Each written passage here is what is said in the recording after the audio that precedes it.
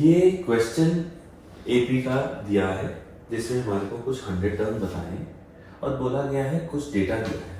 देखो इसको स्टैंडर्ड तरीके से अगर सॉल्व करेंगे तो हमारे को पता है कि यहाँ से इस वाले पार्ट से हमारे को एक ए और डी में इक्वेशन मिल जाएगी और एक इक्वेशन हमारे को यहाँ से मिल जाएगी ए और डी में। दो वेरिएबल हैं, दो इक्वेशन है, आप सॉल्व करके वहाँ से फिर आप यहाँ पर उसकी वैल्यू निकाल सकते हैं, जो कि आप करेंगे a प्लस 100 माइनस 1 डी करके और आप आंसर निकाल सकते हैं। वो तरीका थोड़ा सा मेरे हिसाब से लंबा रहेगा। मैं आपके साथ डिस्कस करना चाहता हूँ कि मैं एपी के बारे में कैसे सोचता हूँ। मैं एपी के बारे में ऐसे सोचता हूँ जिससे सवाल एकदम से आसान हो जाएगा। एपी कुछ भी नहीं होता बच्चों, एपी होता है नंबर लाइन में इक्वी स्पेस पॉइंट्स।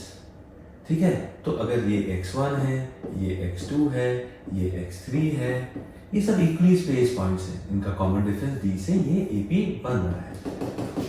तो ये AP होता है। तो अगर इस तरीके के बहुत सारे टर्म्स हैं तो आप एक बात देख सकते हैं क्या कि भाई x1, x2, x3 AP में है, x1, x3, x5 तीन ऑल्टरनेट टर्म्स AP में है।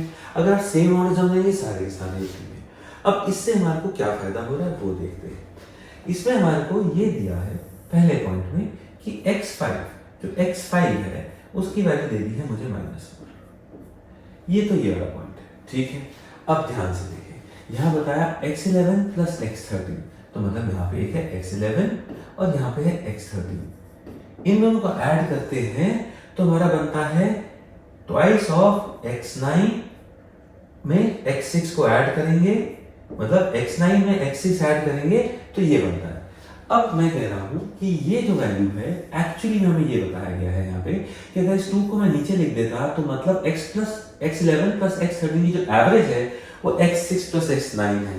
इसका मतलब ये हुआ कि ये x12 इनकी एवरेज है इन दोनों टर्म्स की, और x9 में अगर मैं x6 ऐड करूंगा, x9 में अगर मैं x6 ऐड करूंगा तो मेरे को क्या मिल जाएगा x12। लेकिन x9 से x12 जाने के लिए मुझे कितना चाहिए, कितने कॉमन डिफरेंस, 1 2 3, मतलब 9 से 10, 10 से 11, 11 से 12, तो x6 जो है it is equal to 3 times the common difference. ये मुझे दिख गया यहीं से। अगर मुझे ये दिख गया तो मुझे पता लग गया कि x6 तो 3 टाइम्स कॉमन डिफरेंस है। अगर x6 3 टाइम्स कॉमन डिफरेंस है तो x5 में एक और कॉमन डिफरेंस डालूंगा तो वो x6 बन जाएगा जो कि 3 टाइम्स कॉमन डिफरेंस है। तो x5 क्या होगा, 2 टाइम्स कॉमन डिफरेंस। तो अगर 2 टाइम्स कॉमन डिफरेंस होगा तो कॉमन डिफरेंस क्या आ जाएगा मेरे पास, -2। अब मेरे पास -2 आ गया। अब x5 से मुझे x100 तक जाना है, मतलब 95 और टर्म्स कॉमन डिफरेंस के ऐड करने हैं।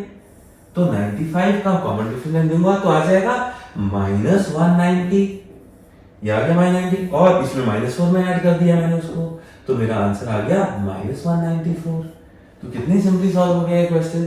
वरना आप इक्वेशन बनाते रहते और सॉल्व करते। आप वैसे भी सॉल्व कर सकते हैं और उसको वैसे भी सॉल्व कर सकते हैं। मैंने देखा है कि ये वाली जो अप्रोच है, ये वाली थॉट आपको बहुत जगह सवालों में हेल्प करती है। पिछले साल भी कैट में एक ऐसा क्वेश्चन आया था जिसमें सीधा क्वेश्चन डायरेक्टली सॉल्व हो जाता अगर आप ये वाली थॉट यूज करते। ठीक है, तो इसका आंसर आ गया -194।